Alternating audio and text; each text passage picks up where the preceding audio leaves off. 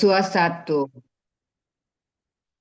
Perintah Tuhan kepada Yosua untuk merebut tanah Kanaan. Ayat 1. Sesudah Musa hamba Tuhan itu mati, berfirmanlah Tuhan kepada Yosua bin Nun, abdi Musa itu demikian. Hambaku Musa telah mati, sebab itu bersiaplah sekarang, seberangilah sungai Yordan ini, engkau dan seluruh bangsa ini menuju negeri yang akan kuberikan kepada mereka, kepada orang Israel itu. Ayat 3, setiap tempat yang akan diinjak oleh telapak kakimu, kuberikan kepada kamu, seperti yang telah kujanjikan kepada Musa. Ayat 4, dari padang gurun dan gunung Libanon yang sebelah sana itu sampai ke sungai besar, yakni sungai Efrat, seluruh tanah orang Het, sampai ke laut besar di sebelah matahari terbenam, semuanya itu akan menjadi daerahmu. Ayat 5, seorang pun tidak akan dapat bertahan menghadapi engkau seumur hidupmu. Seperti aku menyertai Musa, demikianlah aku akan menyertai engkau. Aku tidak akan membiarkan engkau dan tidak akan meninggalkan engkau. Amin. 6.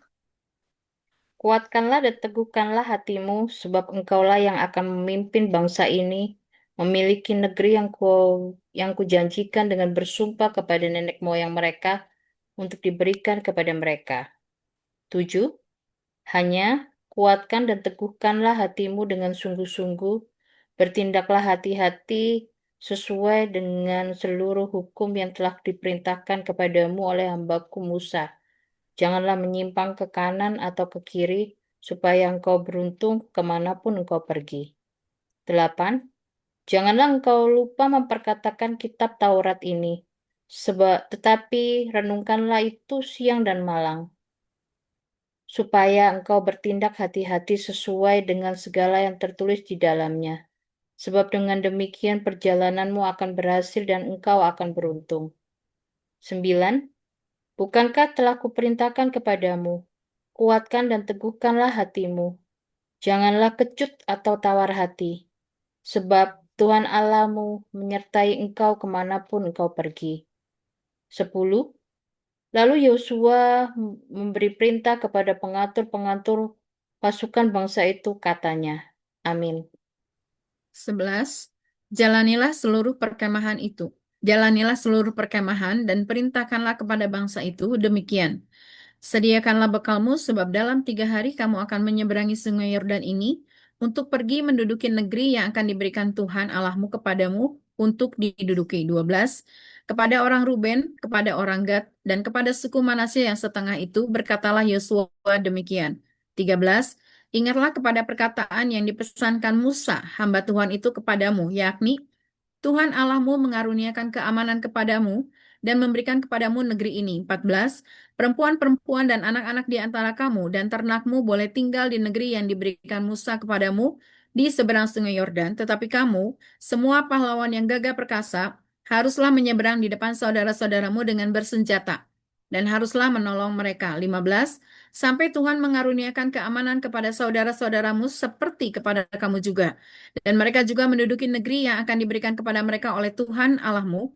Kemudian bolehlah kamu pulang kembali ke negerimu sendiri dan menduduki negeri yang diberikan Musa hamba Tuhan itu kepadamu di seberang sungai Yordan di sebelah di sebelah matahari terbit. Amin. Lalu mereka menjawab Yosua, katanya, segala yang kau perintahkan kepada kami akan kami lakukan, dan kemanapun kami akan kau suruh, kami akan pergi. Sama seperti kami mendengarkan perintah Musa, demikianlah kami akan mendengarkan perintahmu. Hanya Tuhan Elohimmu kiranya menyertai engkau seperti ia menyertai Musa. Setiap orang yang menentang perintahmu dan tidak mendengarkan perkataanmu, apapun yang kau perintahkan kepadanya, dia akan dihukum mati. Hanya kuatkan dan teguhkan hatimu. Terus ya berlanjut ya. Amin aja Bu, nanti dilanjut sama Bu Rahayu, Yosua Ya. pasal 2. Oke. Yosua pasal 2 ayat pertama. Pengintai-pengintai di Yeriko, ayat pertama. Yosua bin Nun dengan diam-diam melepas dari Sitim 2 orang pengintai, katanya, pergilah, amat-amatilah negeri itu dan kota Yeriko. Maka pergilah mereka dan sampailah mereka ke rumah seorang perempuan sundal yang bernama Rahab, lalu tidur di situ. Kemudian diberitahukanlah kepada Raja Yeriko, demikian, tadi malam ada orang datang kemari dari orang Israel untuk menyelidik negeri ini. Maka Raja Yeriko menyuruh orang kepada Rahab, mengatakan, bawalah keluar orang-orang yang datang kepadamu itu, yang telah masuk ke dalam rumahmu, sebab mereka datang untuk menyelidik seluruh negeri ini. Tetapi perempuan itu telah membawa dan menyembunyikan kedua orang itu. Berkatalah ia, memang orang-orang itu telah datang kepadaku, tetapi aku tidak tahu dari mana mereka. Ayat 5. Dan ketika pintu gerbang hendak ditutup menjelang malam, maka keluarlah orang-orang itu. Aku tidak tahu kemana orang-orang itu pergi. Segeralah kejar mereka. Tentulah kamu dapat menyusul mereka. Amin. 6.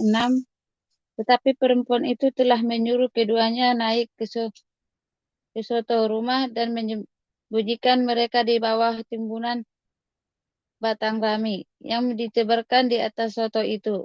7. Maka pergilah orang-orang itu mengejar mereka ke arah sungai Yordan, ke tempat-tempat penyeberangan, dan ditutuplah pintu gerbang. Segera sesudah pengejar-pengejar itu keluar. Ayat 8.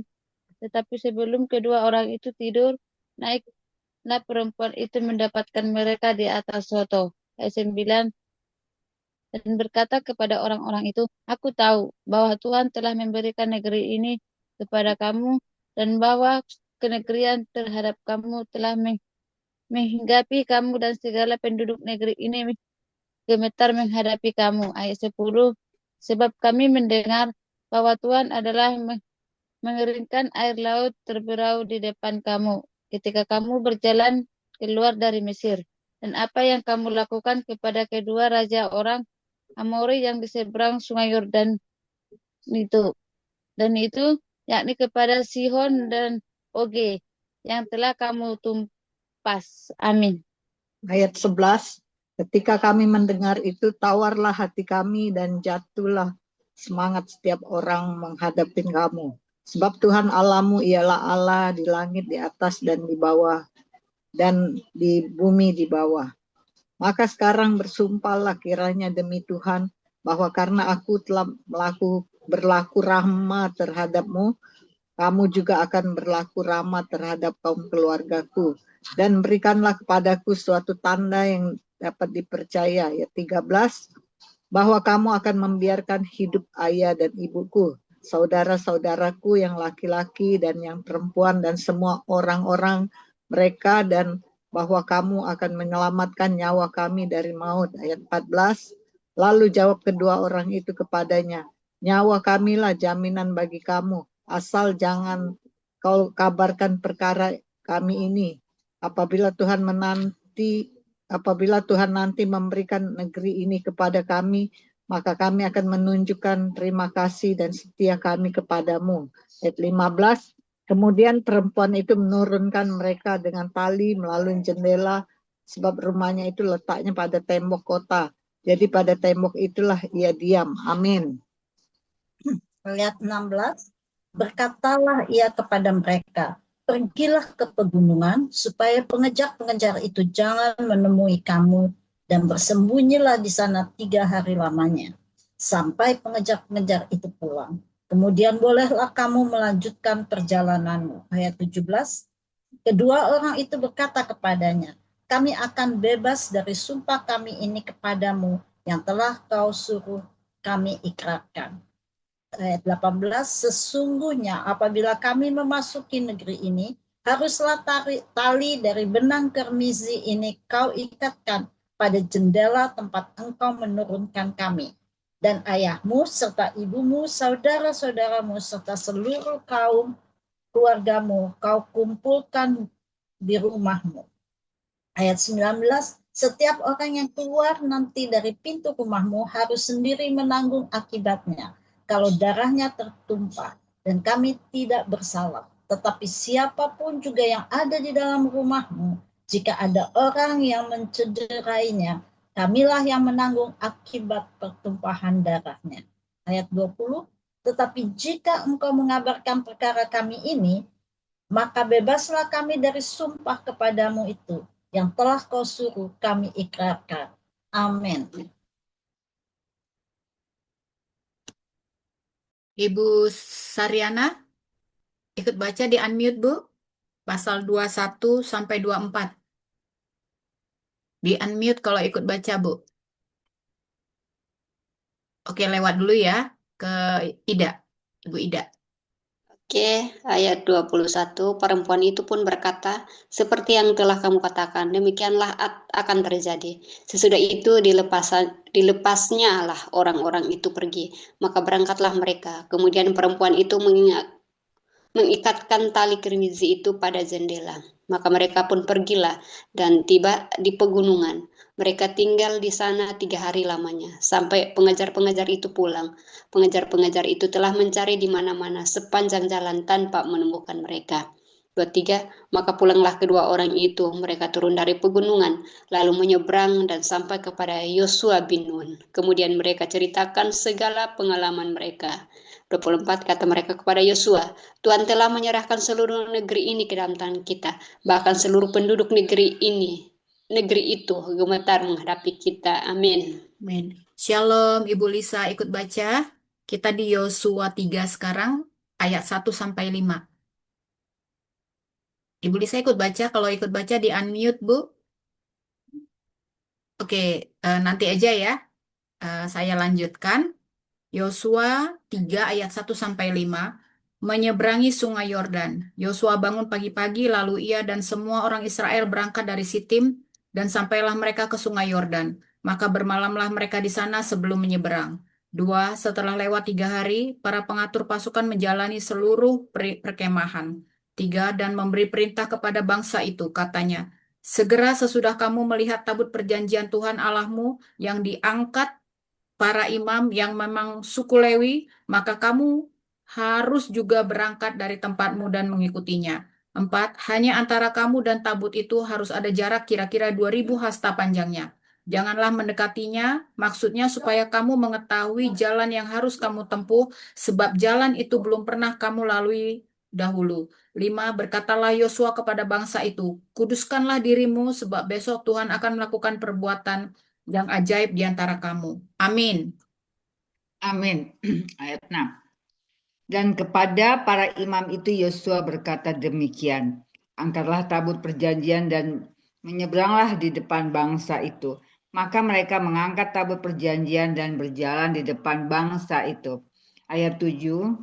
Dan Tuhan berfirman kepada Yosua, pada hari inilah aku mulai membesarkan namamu di mata seluruh orang Israel, supaya mereka tahu bahwa seperti dahulu aku menyertai Musa, demikian aku akan menyertai engkau. Ayat 8, maka kau perintahkanlah kepada para imam pengangkat tabut perjanjian itu, demikian, setelah kamu sampai ke tepi air sungai Yordan, haruslah kamu tetap berdiri di sungai Yordan itu. Ayat 9, lalu berkatalah Yosua kepada orang Israel, datanglah dekat dan dengarkanlah firman Tuhan Allahmu.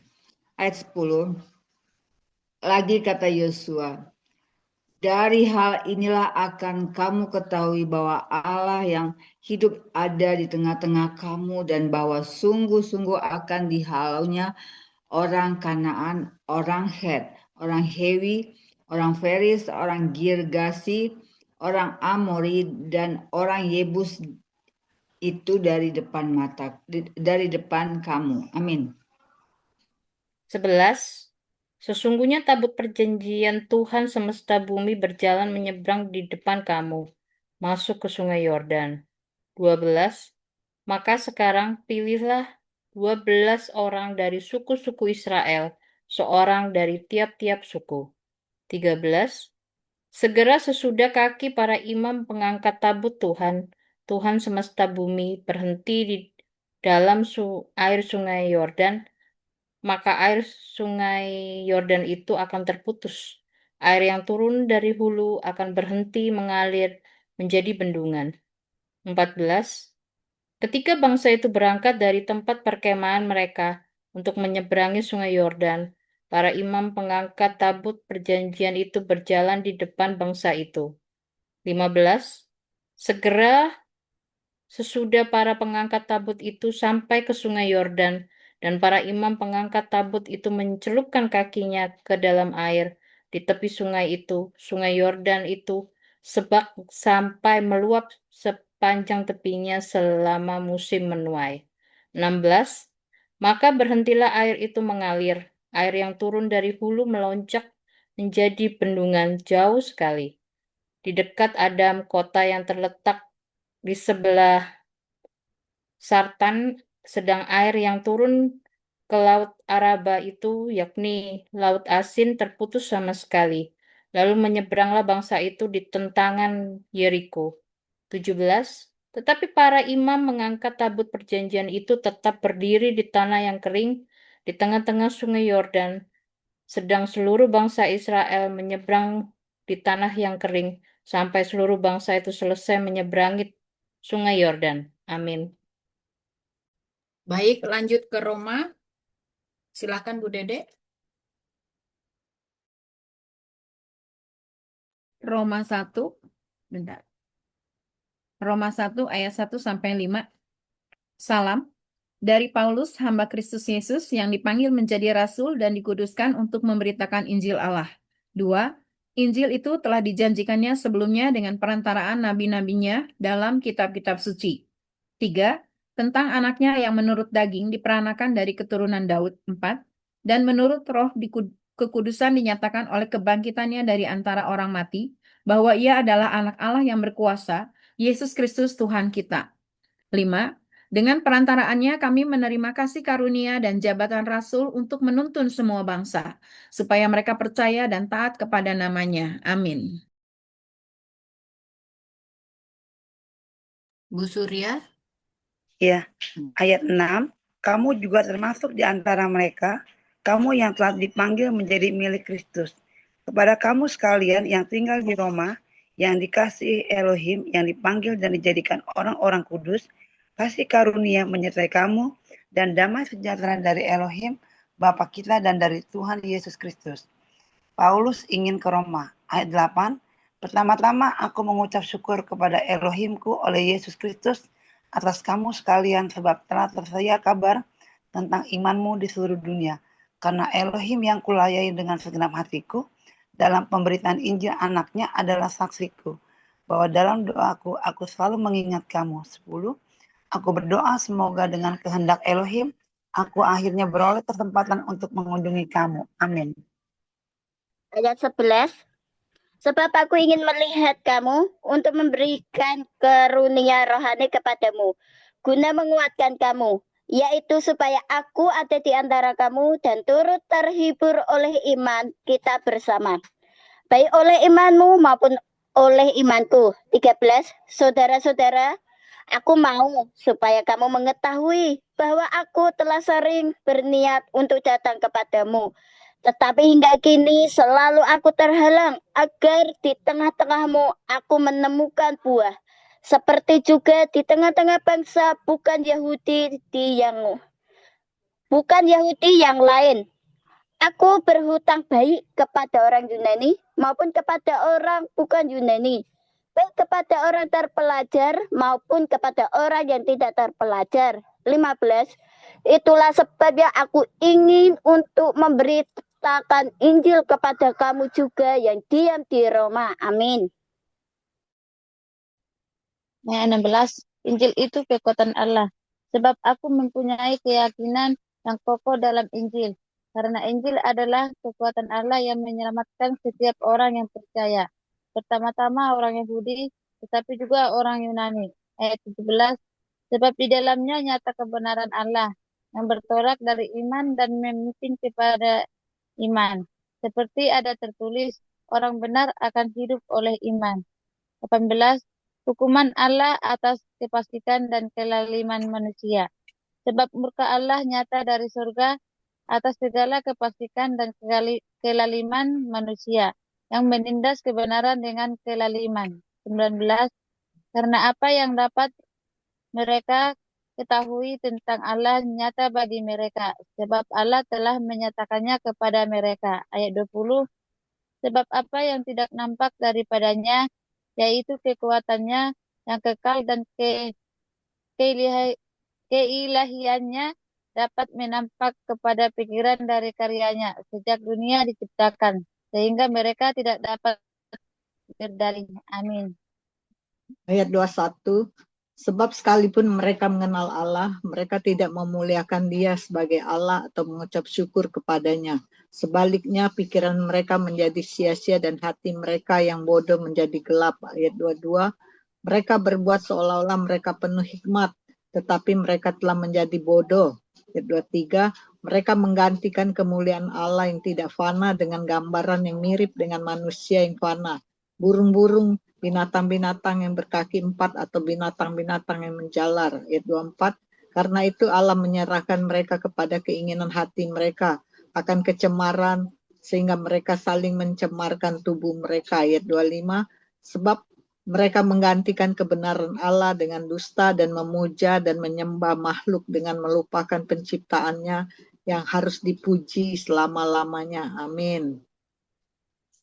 Ayat 26, karena itu Allah menyerahkan mereka kepada hawa nafsu yang memalukan, sebab istri-istri mereka menggantikan persetubuhan yang wajar dengan yang tak wajar. 27, demikian juga suami-suami meninggalkan persetubuhan yang wajar dengan istri mereka dan menyala-nyala dalam birahi mereka seorang terhadap yang lain, sehingga mereka melakukan kemesungan laki-laki dengan laki-laki, dan karena itu mereka menerima dalam diri mereka balasan yang setimpal untuk kesesatan mereka. Ayat 28. Dan karena mereka tidak merasa perlu untuk mengakui Allah, maka Allah menyerahkan mereka kepada pikiran-pikiran yang terkutuk, sehingga mereka melakukan apa yang tidak pantas. 29.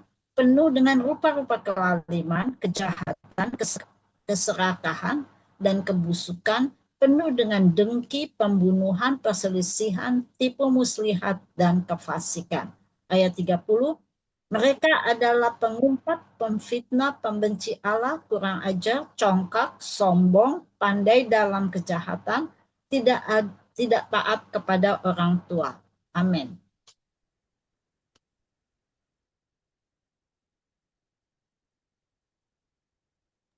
Tidak ya, lanjut. Oke. Ayat 31, tidak berakal, tidak setia, tidak penyayang, tidak mengenal belas kasihan. 32, sebab walaupun mereka mengetahui tuntutan-tuntutan hukum Allah, yaitu bahwa setiap orang yang melakukan hal-hal demikian patut dihukum mati. Mereka bukan saja melakukannya sendiri, tetapi mereka juga setuju dengan mereka yang melakukannya. Roma pasal 2, hukuman Allah atas semua orang. 1, karena itu, hai manusia, siapapun juga engkau, yang menghakimi orang lain, engkau sendiri tidak bebas dari salah, sebab dalam menghakimi orang lain, engkau menghakimi dirimu sendiri, karena engkau yang menghakimi orang lain melakukan hal-hal yang sama. Ayat 2, tetapi kita tahu bahwa hukuman Allah berlangsung secara jujur atas mereka yang berbuat demikian. 3, dan engkau, hai manusia, engkau yang menghakimi mereka yang berbuat demikian, sedangkan engkau sendiri melakukannya juga. Adakah engkau sangka bahwa engkau akan luput dari hukuman Allah? 4, maukah engkau menganggap sepi kekayaan kemurahannya, kesabarannya, dan kelapangan hatinya? Tidakkah engkau tahu bahwa maksud kemurahan Allah ialah menuntun engkau kepada pertobatan? 5, tetapi oleh karena kekerasan hatimu yang tidak mau bertobat, engkau menimbun murka atas dirimu sendiri pada hari waktu mana murka dan hukuman Allah yang adil akan dinyatakan. Amin.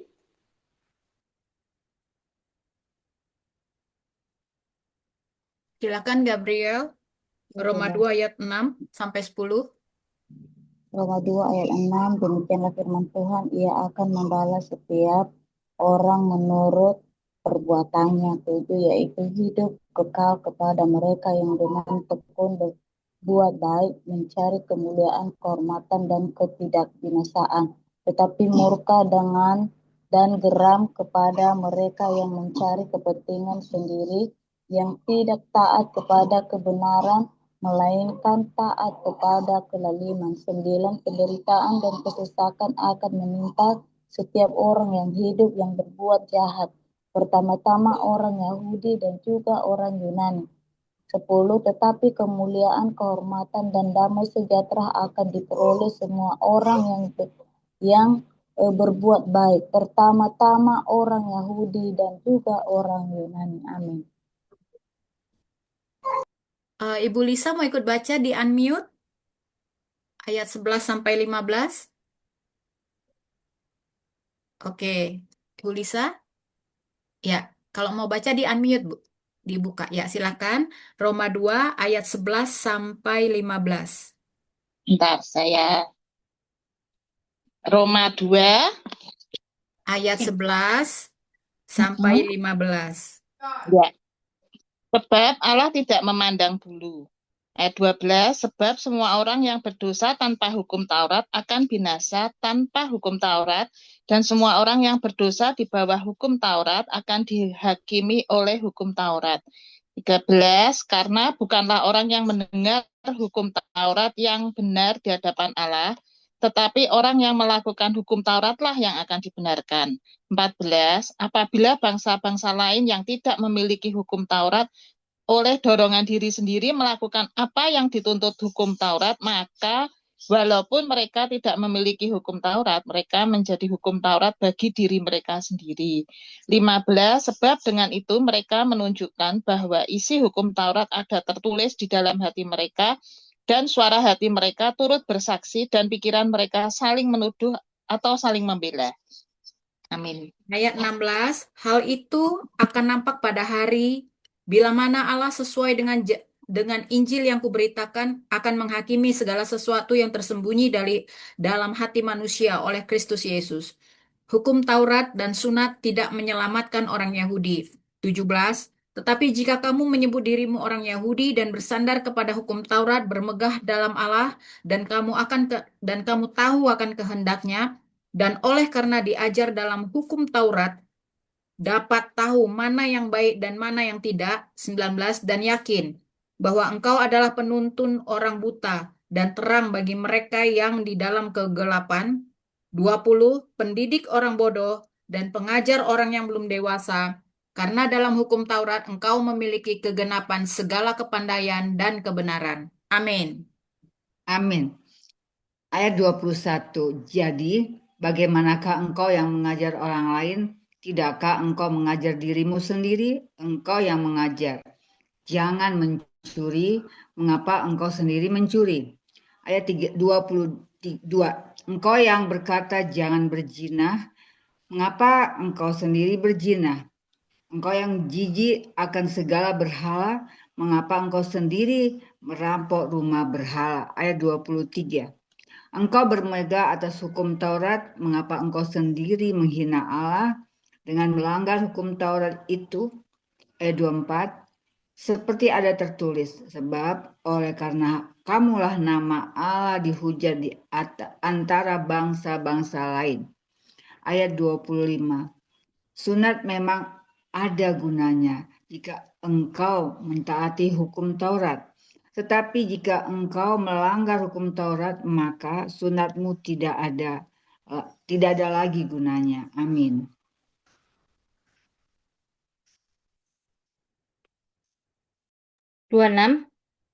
Jadi jika orang yang tidak bersunat memperhatikan tuntutan hukum Taurat, tidakkah ia dianggap sama dengan orang yang telah disunat? 27. Jika demikian, maka orang yang tidak bersunat, maka yang melakukan hukum Taurat, tetapi yang melakukan hukum Taurat, akan menghakimi kamu yang mempunyai hukum tertulis dan sunat, tetapi yang melanggar hukum Taurat. 28. Sebab yang disebut Yahudi bukanlah orang yang lahiriah Yahudi, dan yang disebut sunat bukanlah sunat yang dilangsungkan secara lahiriah. 29. Tetapi orang Yahudi sejati ialah dia yang tidak nampak keyahudiannya, dan sunat ialah sunat di dalam hati, secara rohani, bukan secara hurufiah. Maka pujian baginya datang bukan dari manusia, melainkan dari Allah. Amin. Amin. Baik, ibu-ibu, kita sudah membaca 5 pasal ya, Perjanjian Lama dan Perjanjian Baru. Kita akan bersahat teduh sejenak.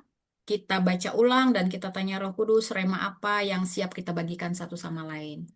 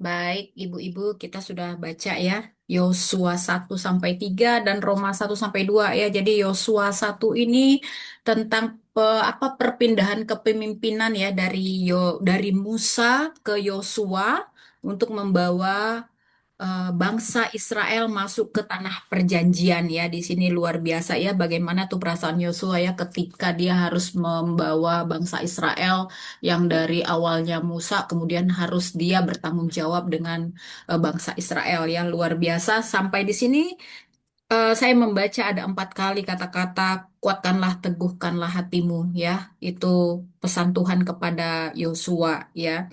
Dan akhirnya memang mereka masuk ya. Nih, eh, sudah masuk, oh belum.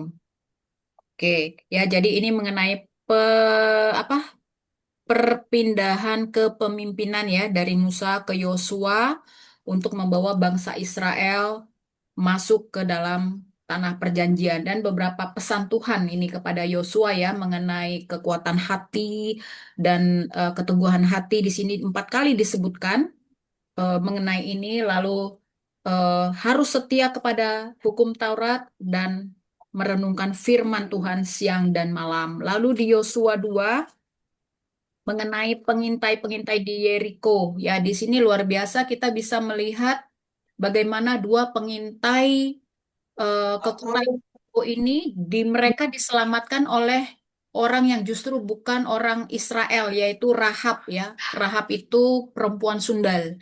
Nah, kita juga pasti dapat pembelajaran di sini ya bahwa ternyata iman itu tidak dimiliki oleh orang-orang tertentu atau bangsa latar belakang tertentu. Contohnya si Rahab, dia punya iman yang luar biasa padahal dia bukan orang Israel ya. Lalu di pasal 3 di sini Yosua memimpin bangsa Israel menyeberang Sungai Yordan. Lalu kita masuk di Roma. Bentar, saya buka Roma.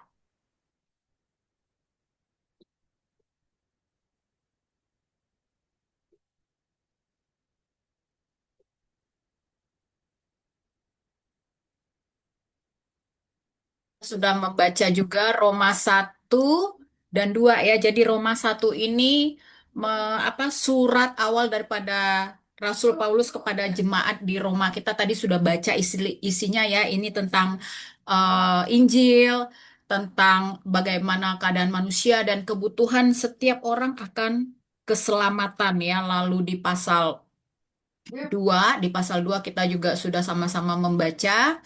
Ini merupakan kelanjutan daripada Roma pasal 1 ya. Di sini kita harus berhati-hati untuk tidak menjadi hakim ya. Jadi di sini kita melihat bagaimana penghakiman Allah yang adil dan peringatan bagi orang yang merasa dirinya lebih benar dari orang lain ya. Jadi bisa kita jabarkan nanti melalui rema-rema yang ibu-ibu mungkin ada dapatkan dan bisa di-sharingkan. Silakan.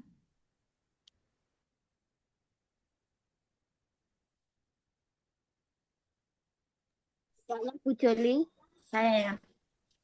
Rahayu ya. Oke, silakan Rahayu. Sharing. Yang saya dapat di Roma pasal pertama ayat 16 dan 17. Injil itu kekuatan Allah ya. Fondasi hidup kita adalah firman Tuhan. Di mana Injil itu adalah firman dan kita menerima dan kita harus menyampaikan kepada orang yang belum tahu kebenaran.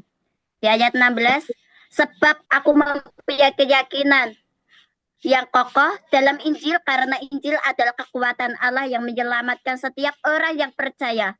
Pertama-tama orang Yahudi tetapi juga orang Yunani. Ayat 17, sebab di dalamnya nyata kebenaran Allah yang bertolak dari iman dan memimpin kepada iman seperti ada tertulis orang benar akan hidup oleh iman. Ya.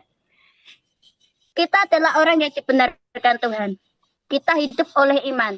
Apapun yang kita hadapi, kondisi, situasi, apapun, kita tetap andalkan Tuhan. Karena ada pujian, satu-satunya yang kuandalkan.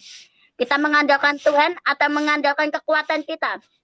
Ada orang yang Kristen yang masih mengandalkan kekuatannya, masih mengandalkan apa yang dia punya. Tetapi kekristenan kita bukan kekristenan tentang KTP ya. KTP dalam arti kita datang ke gereja, setelah itu kita Senin sampai Sabtu kita melakukan dosa, tidak. Tetapi kita benar-benar hidup oleh iman. Apapun menjadi pergumulan kita, baik sakit penyakit, perekonomian, rumah tangga, atau apapun. Saya belajar untuk hidup oleh iman. Walaupun keadaan situasi di mana saya berjanji ikut di suatu acara, saya berjanji ikut. Tetapi sampai saat ini saya sama suami sudah berdoa. Sampai saat ini belum dijawab Tuhan. Berkat belum ada. Lalu kita tidak jadi ikut. Jadi bukan keinginan kita, tetapi kehendak Tuhan. Dalam arti, ya ada orang dari 1 sampai 12 ini merasa sudah diurapi. Tapi merasa dirinya lebih, oh tidak. Kita sudah diurapi bersama Tuhan Yesus. Ya. Kita sudah diurapi oleh hamba Tuhan yang lebih otoritasnya tinggi. Ya. Tetapi saat kita mengandalkan pengurapan itu dan orang meremehkan kita, ya memang buah kita, buah yang Tuhan hasilkan dari hidup kita apakah kekayaan, uang, finansial? Tidak. Tetapi buah yang kita hasilkan adalah buah-buah roh. Bagaimana kehidupan kita, keseharian kita? Apakah ada damai sejahtera, sukacita, kasih? Padahal iman, pengharapan, dan kasih. Lebih besar kasih. Kita menunjukkan kasih kita kepada orang di sekitar kita apa tidak? Kita mencerminkan karakter Kristus apa tidak? Jadi, ya orang memandang orang yang diberkati secara finansial, orang itu yang berbuah. Tidak. Tetapi orang yang di mata Tuhan dan di mata manusia itu tuh berbeda. Ya, kita belum pernah melihat Tuhan. Saya juga belum melihat Tuhan. Saya juga belum peka untuk mendengar suara Tuhan. Tetapi secara audible saya belum pernah. Tetapi Tuhan bisa berbicara melalui firman ini. Apa yang harus kita lakukan? Apa kita harus menjadi pendengar, memanaskan gereja, menjadi bisa bicara tetapi tidak melakukan? Kita banyak bicara tetapi prakteknya saya juga belajar. Saya juga diintrospeksi sama suami. Jangan terlalu banyak omong. Yang penting prakteknya, kehidupan keseharian kita. Apakah kita mempunyai kemurnian, ketulusan, kesetiaan dan ketaatan? Ya, orang bilang ada orang yang bilang sama kita belum setia di hadapan manusia. Setiaku bukan kepada manusia, setia kita kepada Tuhan Yesus. Apakah kita ingin dipandang manusia, mendapatkan aplaus dari manusia? Tidak, karena iman, pengharapan dan kasih, yang terutama kasih itu yang mencerminkan, yang menyelamatkan kita. Dan di Roma pasal 2 ayat 19 itu, dan yakin bahwa engkau adalah penuntun orang buta dan terang bagi mereka yang di dalam kegelapan. Ya, kita adalah anak-anak terang, kita adalah anak-anak siang, kita bukanlah anak malam. Jadi kita bisa menuntun orang-orang yang buta dalam kegelapan. Mau nerima atau tidak itu urusan mereka. Yang penting kita sudah menyampaikan berita Injil kebenaran firman Tuhan. Kita mengambil apa yang menjadi bagian kita. Dan seterusnya Tuhan yang bekerja, Tuhan yang berdaulat. Orang bilang gini, jika kita belum, memang pendidikan rendah, pendidikan saya tidak tahu tentang apa-apa ya, tetapi saat kita punya hubungan intim dengan Tuhan, saat kita melekat kepada Tuhan, hikmat itu akan turun. Roh Kudus yang berbicara, bukan kita, bukan intelektual, kepandaian kita, tetapi Roh Kudus yang berbicara. Jadi kita bisa menuntun orang buta. Mereka bisa bilang kebenaran, tetapi faktanya, kesehariannya, kita sehari-hari dengan mereka, para hamba-hamba. Ya bukan ini ya, menghakimi atau apa. Karena penghakiman itu milik Tuhan. Saya tidak mau. Karena janganlah melihat selembar mata di saudaramu, sedangkan mata di balokmu kamu tidak lihat. Tidak. Kita tidak bisa melihat punggung kita. Jadi kita tidak bisa melihat kesalahan kita. Jadi kita jangan menghakimi manusia, orang-orang di sekitar kita. Kita lihat diri kita, introspeksi diri kita. Saya juga belajar sebelum saya menghakimi dia, saya tidak mau. Karena saya melihat kekurangan saya belum pandai, belum apa, tetapi kita bisa menuntun orang buta kepada terang Yesus Kristus. Itu yang saya dapatkan. Jadilah kita perempuan-perempuan yang bijak, perempuan-perempuan yang berani bayar harga. Apapun nanti konsekuensi yang kita belajar. Kita pikul salib, kita pikul kuk bersama Tuhan Yesus Kristus. Karena tujuan hidup kita mencari kekekalan, bukan mencari kehormatan, keagungan, kejayaan. Karena keagungan, kejayaan, kehormatan hanyalah milik Tuhan Yesus Kristus. Kita kembalikan kepada Tuhan Yesus Kristus. Kalau kita mendapatkan aplaus dari manusia, itu karena Tuhan mempercayakan suatu tanggung jawab di pundak kita masih besar. Tanggung jawab kita, Tuhan memberikan tanggung jawab. Kita adalah imam-imam Tuhan. Itu yang saya dapatkan. Terima kasih, Bu Joli. Terima kasih Bu Rahayu, luar biasa ya untuk remanya. Tadi saya catat terus sempat sedikit senyum ya. Itu soal apa? Iman seseorang tidak diukur dari kekayaannya. Nah ini, cobalah perhatikan sesekali ya. Bukan sesekali, tapi ini bukan rahasia umum ya. Bahwa pada akhirnya memang orang-orang yang berduit itulah yang kayak dipandang. Ya, entah di gereja, mungkin di komunitas gitu ya. Bahkan mungkin juga bisa jadi justru orang kaya ini yang mungkin dengan kekayaannya mungkin jadi kemudian dianggap yang tadi seperti istilahnya Rahayu, bahkan bisa mengendalikan otoritas. Jadi kita bingung sebenarnya siapa ini yang otoritasnya, apakah leader kita, bilanglah dia hamba Tuhan ya, yang seharusnya memang dia, tetapi dia sendiri pun bisa jadi tunduk kepada yang kita pikir itu apa mungkin karena iman. Jadi ini rancu yang dilihat apakah imannya, apakah kekayaannya. Nah, jadi memang ini untuk kita semua bahwa iman seseorang itu memang tidak diukur dari kekayaan materi seseorang. Itu dua hal yang berbeda ya. Termasuk juga tadi Rahayu, terima kasih bahwa untuk menuntun seseorang itu tidak dilihat dia eh, pendidikannya S1, S2 formal, itu semua formal ya. Tetapi seperti Rahayu tadi katakan, untuk membimbing seseorang itu kita butuh Roh Kudus. Ya, kemampuan kita bicara, kemampuan kita bisa menginjili itu datangnya dari Roh Kudus. Ya, kalau yang tamatan itu kita semua ini berpendidikan, tapi apa mampukah kita membawa orang juga keluar, membawa orang ke jalan yang benar gitu ya? Tidak semua dengan embel-embel S1, S2, bahkan profesor pun bisa jadi tidak. Kalau dia tidak punya Roh Kudus di dalamnya. Itu sangat bisa kita bedakan ya. Saya sangat berterima kasih juga pada Rahayu ya. Rahayu sendiri sudah bilang ya, tadi mengaku saya pendidikannya apa, tetapi saya melihat bagaimana buah yang dibawa oleh Ibu Rahayu ya.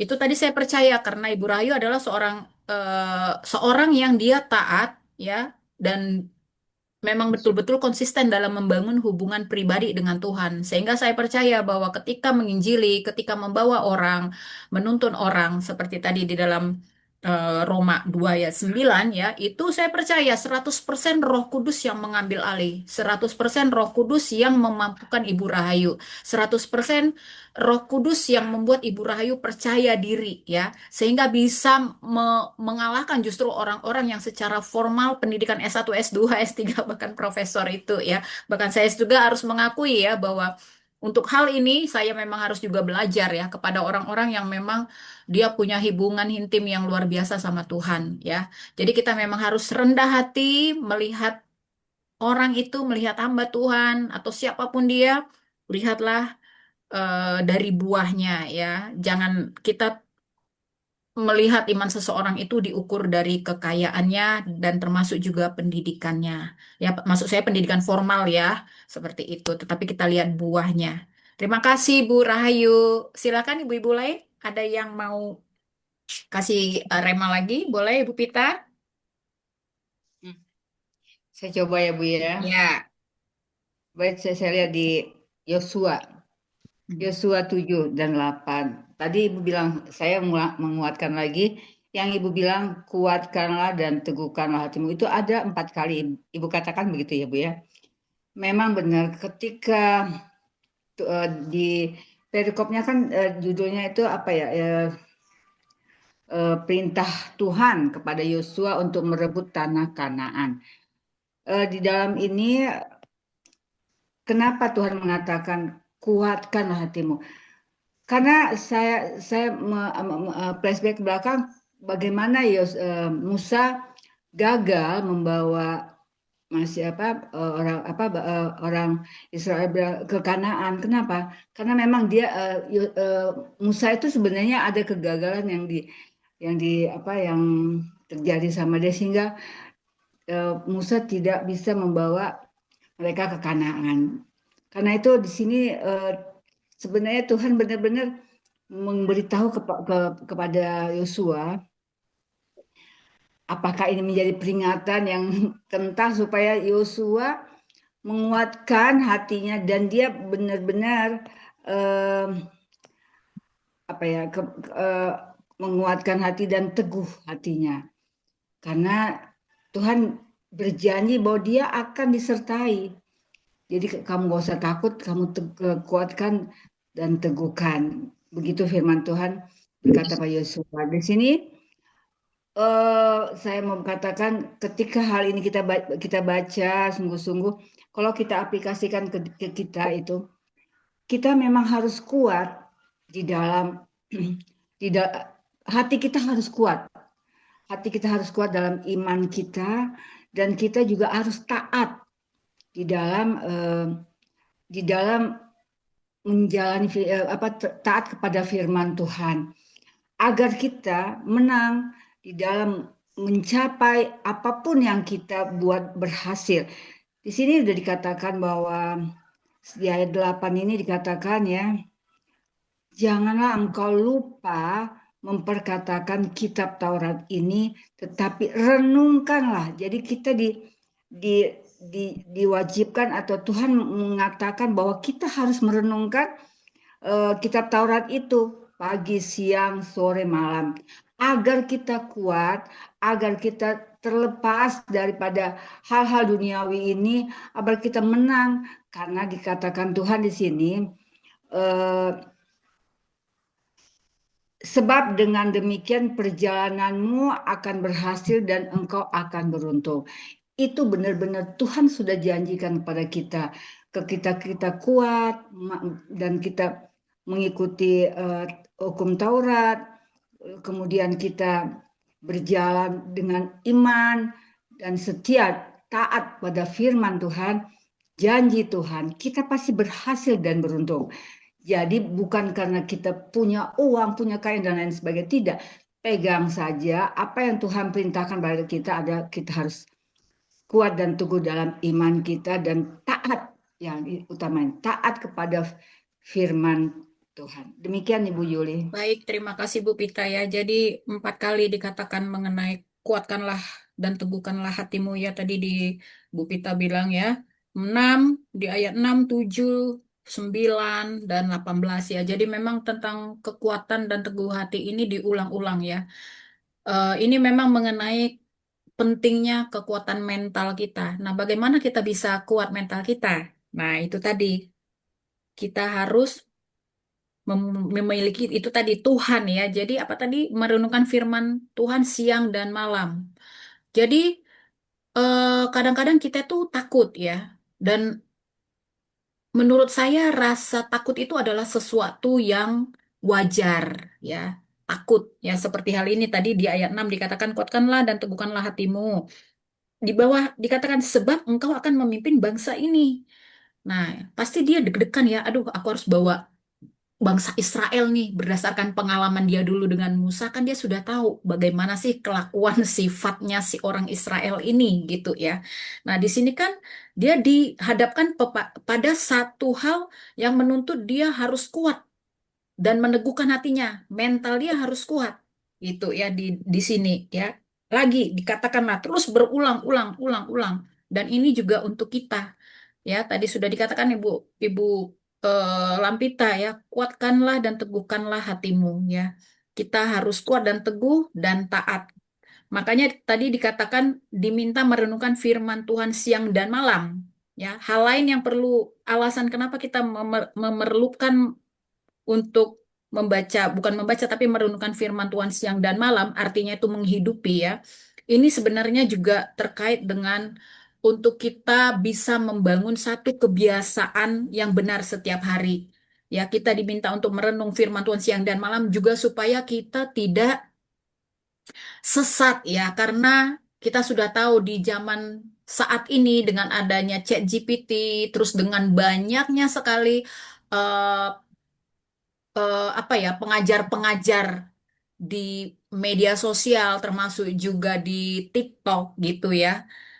Itu kan kalau kita tidak merenungkan firman Tuhan siang dan malam, ya kita membaca sendiri dan kita menghidupinya, jangan sampai nanti kita disesatkan dengan pemahaman-pemahaman yang belum tentu benar ya. Jadi kita merasa itu, wah itu betul itu secara logika benar gini-gini terus kita mengikuti supaya kita dijauhkan dari hal yang sifatnya sesat ya. Jadi kita terus eh, diminta untuk merenungkan firman Tuhan siang dan malam ya. Ini untuk kita juga. Terima kasih Bu Pita. Silakan ada yang lain mau menambahkan sharing Saya boleh?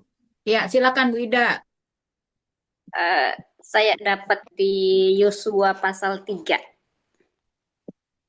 Yosua pasal 3 itu ayat 5, berkatalah Yesus kepada bangsa itu, kuduskanlah dirimu sebab besok Tuhan akan melakukan perbuatan yang ajaib di antara kamu. Lanjut ayat 15, segera sesudah para pengangkat tabut itu sampai ke sungai Yordan dan para imam pengangkat tabut itu mencelupkan kakinya ke dalam air di tepi sungai itu. Sungai Yordan itu sebab sampai meluap sepanjang tepinya selama musim menuai.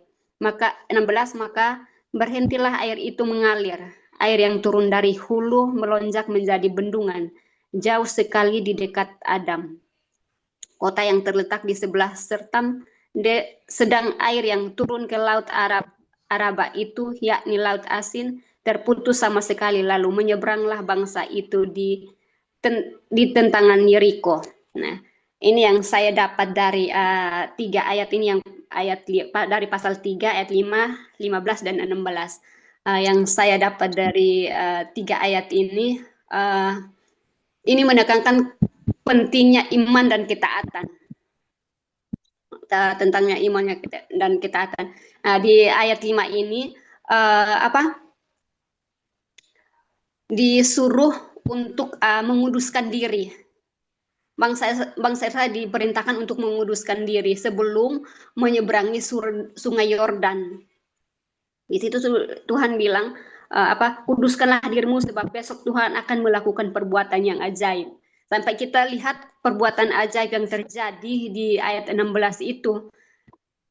Sampai sungai itu kering. Ketika pas mereka mencelupkan kaki di sungai itu, air itu langsung berhenti dan mereka bisa menyeberang. Yang saya lihat di sini, sebelum kita menerima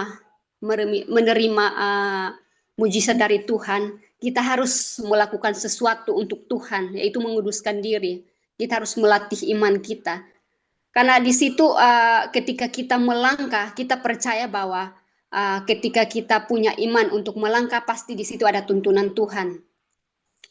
Kita melangkah iman atau tindakan. Sebelum kita melihat sesuatu,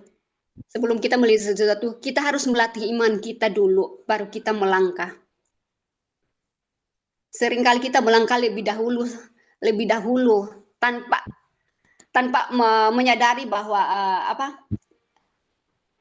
tanpa kita melibatkan Tuhan dalam setiap rencana kita, apapun yang kita lakukan. Dan saya lihat di sini bahwa Tuhan itu memang luar biasa ya. Jadi ketika Tuhan menyuruh mereka menyeberang, Tuhan tidak tinggal diam, tapi Tuhan terus menuntun mereka sampai Tuhan melakukan mujizat yang air menjadi kering di Sungai Yordan itu menjadi kering ketika mereka menginjakkan kaki di situ. Nah, itu di situ terjadi karena mereka menaati perintah Tuhan. Mereka menaati perintah Tuhan sehingga sungai itu menjadi kering. Dan di situ mereka tabut perjanjian itu artinya mereka fokus kepada perintah Tuhan. Kalau mereka tidak fokus kepada perintah Tuhan, tidak mungkin mereka mengalami mujizat yang terjadi saat itu. Jadi saat siang hari ini iman dan ketaatan itu sangat penting dalam kehidupan kita. Yang tadi sepertinya Bu Rahayu, Bu Pita bilang sama Kak Joli, Roh Kudus itu penting. Pentingnya kita itu mengundang Roh Kudus tinggal di dalam setiap hidup kita. Karena tanpa Roh Kudus kita bisa tidak bisa melakukan sesuatu dengan baik. Karena yang memampukan kita, yang membuat iman kita itu kuat hanya Roh Kudus. Kalau nggak ada Roh Kudus, iman kita itu tidak bisa sekuat dan tidak bisa fokus pada perintah Tuhan. Dan saya lihat di sini, saya kan pernah bersaksi tentang saya pernah mengajak saudara-saudara yang dari kampung untuk kasih persembahan untuk pembangunan gereja di kampung. Dan saat saya mengajak mereka itu saya belum ada uang. Jujur, saya tidak ada uang sama sekali, tapi saya kok berani banget ajak orang-orang untuk memberi persembahan untuk gereja. Dan setelah berjalan 2-3 minggu semua sudah punya uang, tapi saya sendiri belum ngasih. Dan saya 2 hari rasa kayak terintimidasi, masa saya sendiri yang ngajak, kok saya sendiri belum kasih. Tapi ketika saya belajar untuk taat kepada firman Tuhan, saya mengundang Roh Kudus untuk memberikan hati saya damai sejahtera, tetap percaya pada Tuhan. Tiba-tiba Tuhan menyediakan. Dan saat itu dan setelah saya terintimidasi, saya mulai merubah pandangan saya, merubah iman saya. Saya percaya bahwa saya punya Allah, Jehovah Jireh, Allah penyedia. Dan benar, ketika saya fokuskan pandangan saya kepada Tuhan. Saya berlatih iman saya untuk taat kepada Tuhan. Tuhan menyediakan, dan di saat Tuhan sediakan jumlah yang saya dapat, saya kembalikan semua untuk pekerjaan Tuhan. Saya tidak ambil 1 sen pun. Padahal saat itu saya tidak punya uang. Saya punya kebutuhan yang untuk hari-hari itu. Tapi saya belajar taat sama Tuhan. Jadi uang yang dikasih, nominnya berapa, saya kembalikan semua untuk Tuhan, dan saya kasih semua untuk persembahan pembangunan gereja itu. Jadi saya belajar begini, Tuhan, setiap hari saya berkata, Tuhan cukup. Tuhan tidak akan membuat saya kekurangan. Jadi firman Tuhan yang saya dapat siang hari ini sangat luar biasa. Teguhkan iman saya untuk terus percaya bahwa Dia Allah penyedia. Itu aja sih Kak Joli dari saya. Tuhan berkati. Amin. Makasih Bu Ida ya. Jadi ketika kita hidup ya, ibu-ibu ya, ketika kita ini pasti semua punya masalah ya, punya pergumulan. Nah, yang dibutuhkan apa? Tadi sudah di-sharingkan oleh Ibu Ida ya. Yang kita butuhkan itu adalah iman, ya, ketaatan. Lalu kita keberanian melangkah dan kita konsisten untuk mengikuti arah yang benar ya. Arah yang benar itu di mana kita kembalikan semua ke firman Tuhan. Nah, fokus pada perintah Tuhan. Terima kasih Bu Ida. Ada yang lain kah? Mau sharing lagi? Silahkan Ibu Saryana, Ibu Kartika, ibu-ibu lain. Kalau tidak ada seperti biasa Ibu Dede, dan nanti ditutup doa oleh Bu Rahayu ya. Silakan Bu Dede. Bu Dede, Oke, oh ya, ya, silakan. oke. Siang semuanya. Ada lagi yang mau share? Oke, saya coba share ya. Ini saya banyak dapat sih sebenarnya dari Yosua 1 sampai 3 dan Roma 1 ayat sampai 2. Sampai saya buka catatan ini lumayan sih.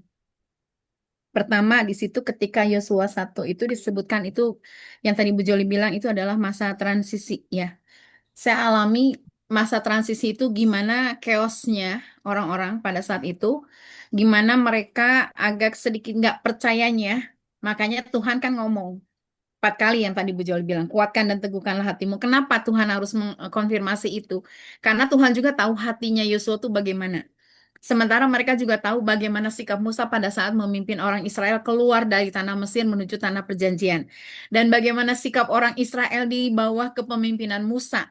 Bagaimana orang Israel menjerit, bagaimana orang Israel ngedumel, bahkan bagaimana orang Israel minta daging gitu kan. Nah, itu Yosua tahu semua gitu kan. Nah, di sini Tuhan sendiri konfirmasi, setiap tanah yang akan diinjak kepadamu itu akan diberikan kepadamu. Jadi dengan kata lain, konfirmasi Tuhan tuh satu. Kamu tenang aja, kuatin aja hati kamu. Tanah yang kamu injak, itu akan dikasih ke kamu gitu kan. Jadi ya sebenarnya kalau firman Tuhan itu saat itu ke saya akan injak-injak aja semua tanah, biar itu dikasihin ke kita gitu kan. Tapi Yosua pada saat itu kenapa harus dikonfirmasi begitu? Karena hatinya ciut gitu kan. Terus di sini juga akhirnya orang-orang Israel pada saat itu juga mengkonfirmasi, nggak usah takut. Nanti kalau kamu ngomong, saya akan dengerin ketika kamu ngomong, sama seperti halnya ketika saya mendengarkan Musa ngomong. Kalau ada yang nggak dengerin, hukumannya mati loh. Itu di ayat yang terakhir ya.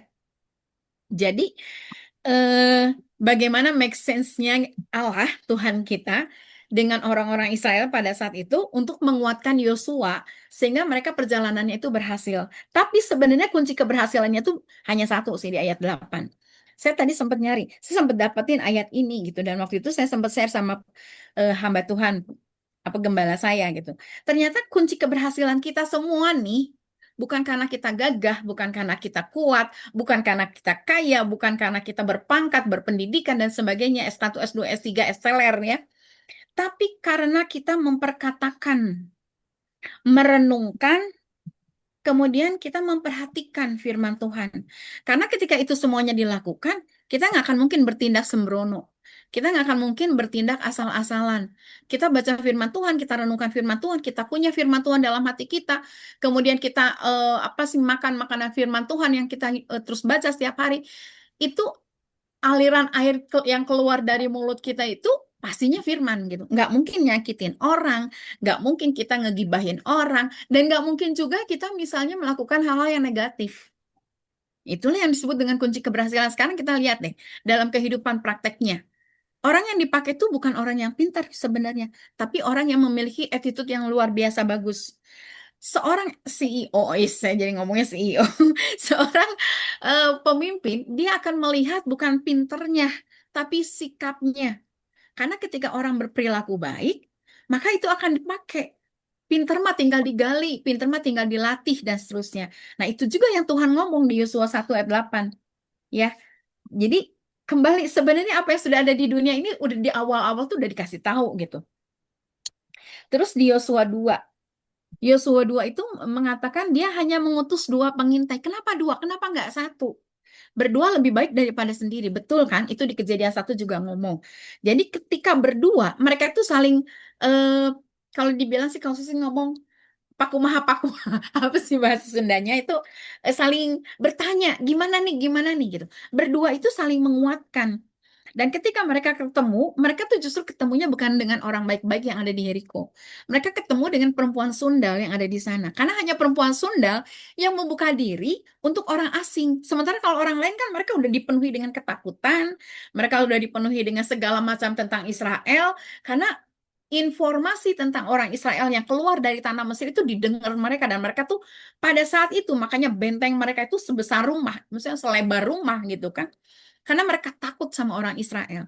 Nah, Rahab dia satu-satunya orang yang menerima. Nah, anehnya ketika Rahab misalnya ada tamu nih ke rumah Rahab, semua orang bisa tahu, termasuk pada saat itu orang apa sih para pemimpinnya itu datang. Kamu tadi nerima tamu kan? Kebayang dong. PSK gitu kan. Kamu tadi nerima tamu, siapa tamunya? Kamu taruh di mana? Ah, itu maksudnya intros apa sih? Interogasi itu tuh dikenakan ke Rahab. Rahab bilang, iya saya nerima tamu, tapi orangnya udah pergi jauh sebelum kamu datang. Padahal orangnya disumputin di atas gitu kan. Jadi hanya kebayang aja bagaimana respon Rahab, kenapa dia harus menyembunyikan pengintai, kemudian dia harus ngomong juga kedua pengintai itu, aku tahu bahwa Tuhan telah, oh my God. Padahal pada waktu itu Yeriko belum runtuh. Tapi dia ngomong, Tuhan telah memberikan negeri ini kepadamu. Kapan Rahab dengar? Kok dia dengan yakinnya Tuhan telah? Karena dia dengar orang-orang Israel dipimpin Tuhan melewati yang sungai yang besar itu, bahkan tentara-tentara Mesir itu kalah tenggelam di situ. Itu tuh kabar itu tersiar ya, kayak kita dengar aja kabar Iran dengan Amerika. Itu kan kedengeran. Ini yang ada sosmed. Dulu kan nggak ada sosmed. Itu kabar dibawa oleh siapa gitu kan. Jadi intinya ketika saya baca ini, saya hanya punya keyakinan begini. Artinya si Rahab itu memang sudah dipilih oleh Tuhan meskipun dia posisinya adalah sebagai seorang perempuan sundal. Karena dia ngomong, aku tahu bahwa Tuhan telah memberikan negeri ini kepadamu. Dan itu sudah menimbulkan kegentaran di antara kami. Ya, oleh karena itu aku taruh kamu di situ, dan ingat kalau kamu nanti ketemu sama bangsa kamu, ingat kami, ingat saya, ingat anak-anak saya, ingat orang tua saya, ingat kerabat saya, supaya saya tidak dibinasakan. Ya, jadi intinya luar biasa gitu. Tuhan sudah menaruhkan itu di dalam hati Rahab, dan itu meyakinkan 2 orang pengintai ini untuk melaporkan kepada Yosua. Dan di sini ada kata 3 hari. Saya tadi sempat nyari kenapa harus muncul 3 hari, 3 hari, 3 hari, 3 hari. Ini korelasinya mungkin dengan Yesus waktu dia ada di dalam kubur ya. Terus di Yosua 3 itu disebutkan Tuhan berfirman, hari ini aku akan membesarkan namamu. Kepada siapa itu? Kepada Yosua. Kenapa harus dia ngomongin hari ini aku akan membesarkan namamu? Artinya, ya kita semua sadar lah ya, di sini manusia itu kadang-kadang butuh validasi ya. Ketika manusia butuh divalidasi, Allah juga memberikan validasi itu kepada Yosua. Mungkin kita juga ada istilahnya minder, atau misalnya kita, aduh saya mah nggak ngerti deh, atau saya mah nggak bisa. Tapi Tuhan pasti memvalidasi kita lewat kata-kata firman, lewat orang yang secara tidak langsung, ih kamu tuh ternyata bla bla bla bla bla dan sebagainya. Itu validasi. Dan Tuhan ngomong, hari ini di ayat yang ke-7 tuh, Yosua 3 ayat ke-7.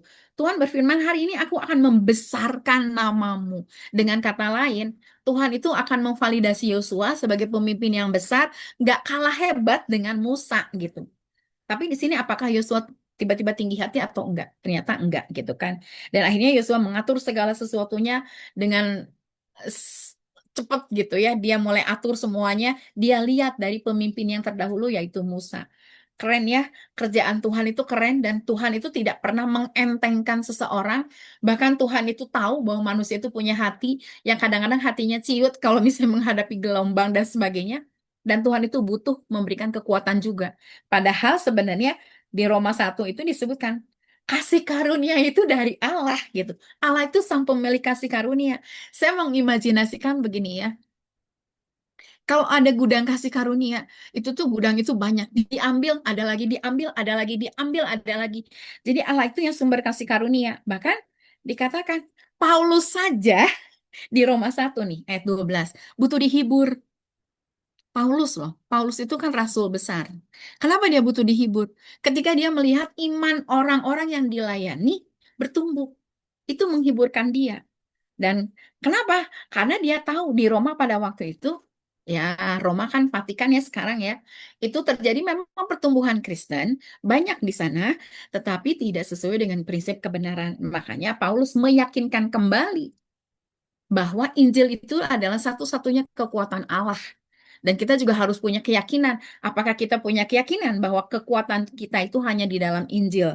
Ataukah kita menjadi bergeser keyakinan kita saat ada orang-orang sekitar kita yang mengintimidasi kita. Paulus mengatakan, Paulus punya keyakinan, aku punya keyakinan yang kokoh di dalam Injil. Karena Injil adalah kekuatan Allah. Dan dikatakan lagi, orang benar akan hidup oleh iman. Artinya bukan berarti kita begini, ya udahlah kalau gitu saya nggak usah kerja, terus saya akan hidup oleh iman. Ya nggak gitu juga kali ya, kita tetap bekerja untuk mencukupkan diri.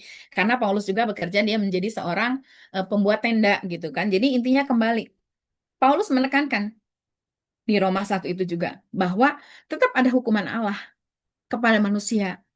Jadi Allah itu adalah Allah yang adil, Allah yang akan memberikan hukuman kepada orang yang memang harus diberi hukuman, dan Allah akan memberkati orang yang harus diberkati. Ini sikap Paulus yang Paulus sampaikan kepada jemaat yang ada di Roma.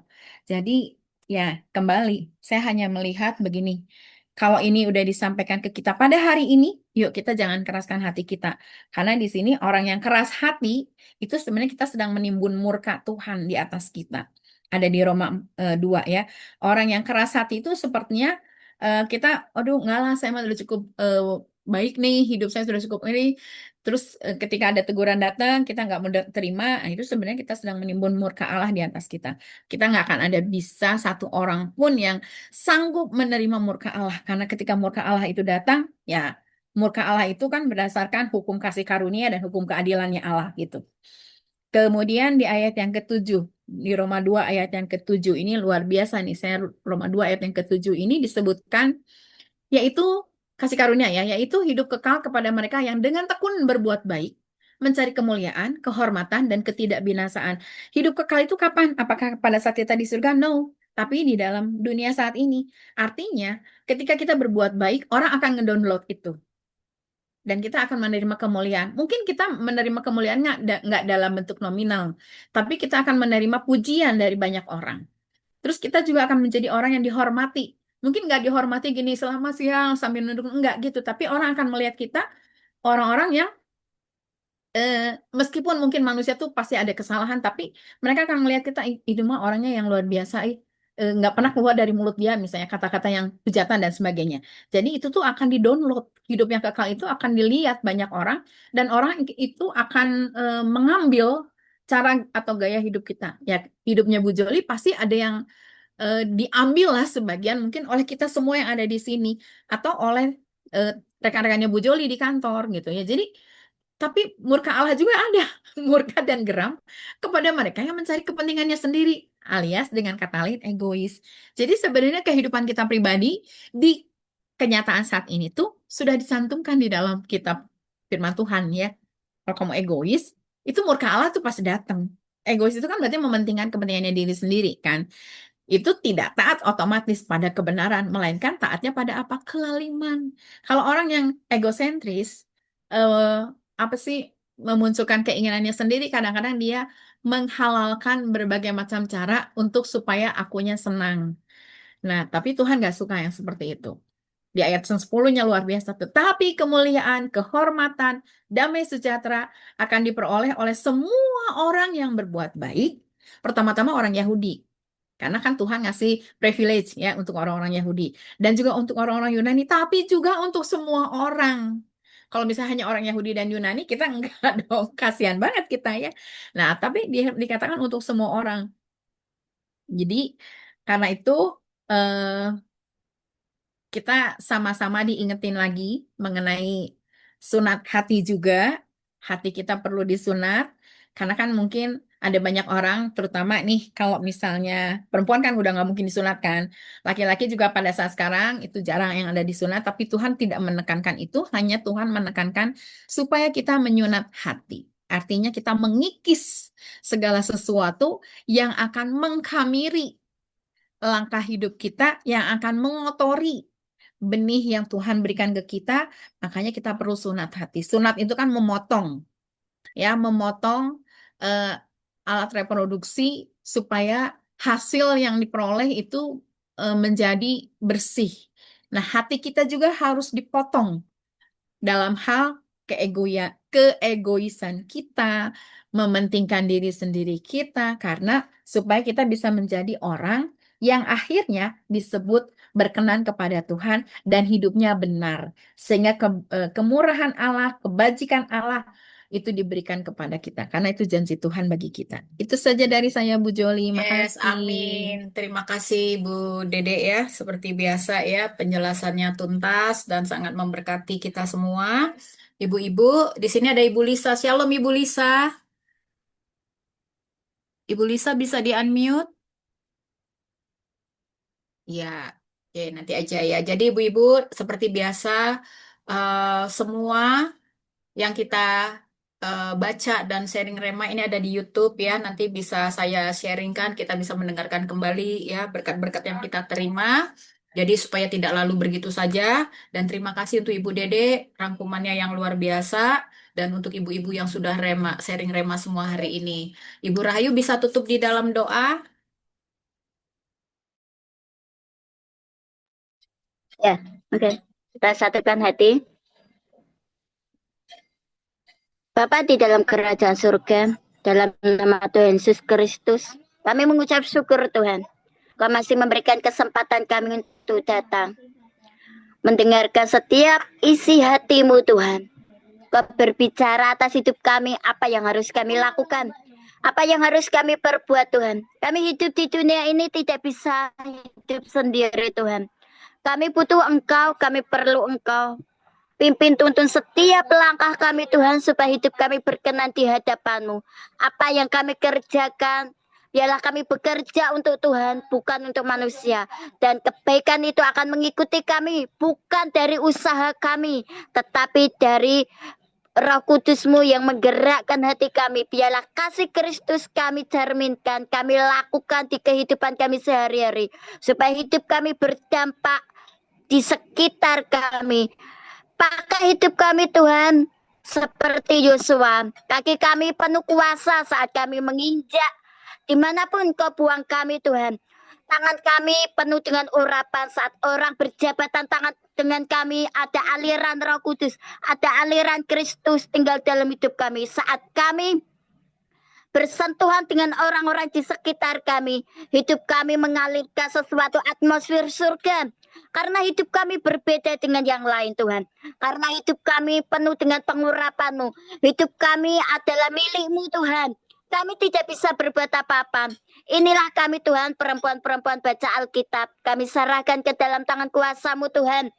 Biarlah hikmat pewahyuan yang dari-Mu tinggal dalam hidup kami. Dan kami menyampaikan sesuai dengan tuntunan Roh Kudus-Mu Tuhan, bukan dengan akal budi kami, tetapi Roh Kudus yang memperbaharui setiap akal budi kami. Kami ingin Tuhan, utus kami Tuhan, supaya kami bisa memberitakan Injil kebenaran firman-Mu. Perlengkapi kami Tuhan dengan senjata ilahi-Mu Tuhan, supaya kami juga tidak terseret oleh arus dunia ini Tuhan. Supaya dunia ini yang mengikuti kami, bukan kami yang mengikuti dunia. Karena DNA kami bukanlah dari dunia ini, tetapi DNA kami adalah DNA Yesus Kristus. Setiap apa yang kami perkatakan, setiap apa yang kami ucapkan itu terjadi Karena perkataan kami penuh dengan kuasa, perkataan kami penuh dengan pengurapan, perkataan kami penuh dengan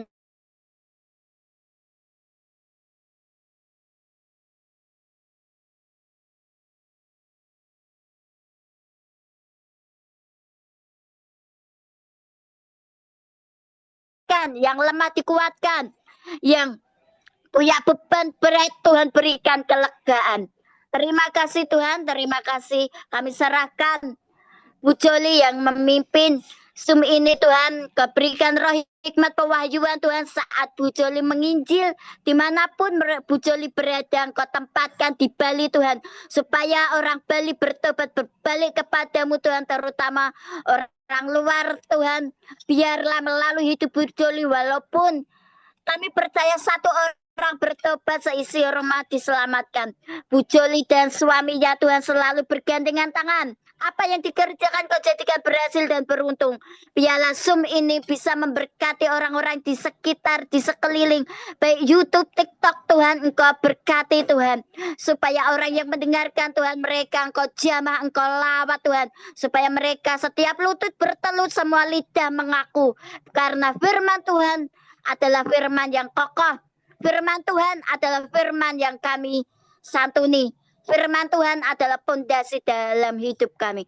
Terima kasih Tuhan, terima kasih. Berkati Bu Ati, Bu Joli, Bu Kartika, Bu Pita, Bu Saryana, Bu Lisa, Bu Dede, Bu Emi, Bu Gabriel, Bu Haryani, Bu Idam, Bu Nace, Bu Pak Marina Kamaki, Bu Mansi, Bu Ranti, Bu Sofi, Bu Suryana, dan hamba Tuhan. Tutup bungkus tubuh jiwa roh kami, keluarga kami, anak menantu, suami istri Tuhan, kami serahkan aset yang kami punyai, harta benda yang kami punyai dalam tudung perlindungan Tuhan. Mazmur 91 terjadi atas kami Tuhan, darah Yesus yang menutup bungkus tubuh jiwa roh kami Tuhan. Biarlah apa yang kami punyai Tuhan jagai, tidak ada belalang pelahap, belalang pengerik, belalang pelompat. Kami menikmati setiap berkat-berkat Tuhan saat kami mencari wajah-Mu, mengejar Engkau Tuhan. Berkat itu yang mengejar kami, bukan kami yang mengejar berkat. Terima kasih Tuhan, terima kasih. Hanya di dalam nama Tuhan Yesus Kristus kami berdoa dan mengucap syukur. Haleluya, amin. Amin.